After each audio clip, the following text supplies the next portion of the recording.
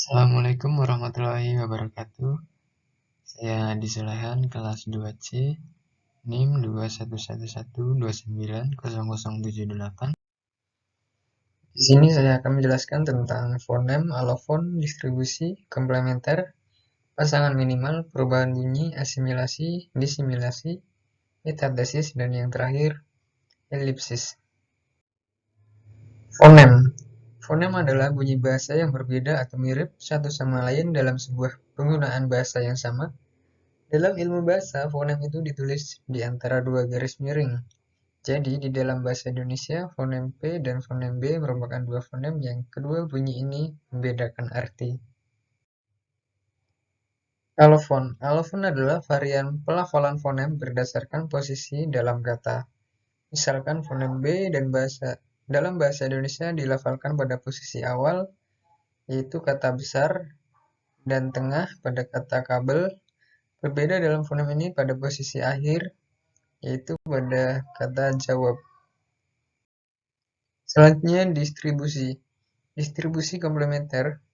Di lingkup fonologi, distribusi komplementer adalah distribusi fonem yang sifatnya tetap dan tidak menimbulkan perubahan makna. Ketika dua fonem berbeda dalam distribusi komplementer, untuk membedakannya dapat dilihat dari letak alofonnya, karena fonem yang sama memiliki alofon yang berbeda. Pasangan minimal. Pasangan minimal adalah pasangan terkecil, yaitu pasangan untuk membuktikan fonem tersebut. Cara penulisan pasangan minimal terbagi atas 3 fonem berbeda, yaitu yang pertama 1 awal kata, 2 tengah kata, 3 akhir kata. Contoh penulisannya adalah sebagai berikut. Fonem pembeda dengan 2 suku kata. Pertama, awal kata. Fonem huruf yang membedakan kata lari, tari, yaitu kata i dan t. 2 tengah kata fonem. Huruf yang membedakan marak atau masak, yaitu R, fonem R dan fonem S. Yang ketiga, akhir fonem kata fonem. Huruf yang membedakan laki, laku, yaitu I dan U. Perubahan bunyi. Perubahan bunyi terjadi akibat perubahan fonem pada sebuah kosakata. Selain itu, perubahan bunyi bahasa juga terjadi karena penghilangan salah satu fonem pada kosakata tertentu. Jenis-jenis perubahan bunyi terdiri dari asimilasi, disimilasi, modifikasi vokal, netralisasi, zeroisasi, metathesis, diftongisasi, monoftongisasi, dan anaptikisis. Asimilasi.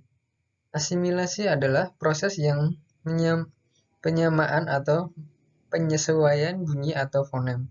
Artinya, dua buah bunyi yang berbeda saling berdekatan cenderung saling mempengaruhi sehingga terjadi proses penyamaan atau penyesuaian. Contoh kata Sabtu dalam bahasa Indonesia lazim diucapkan Sabtu.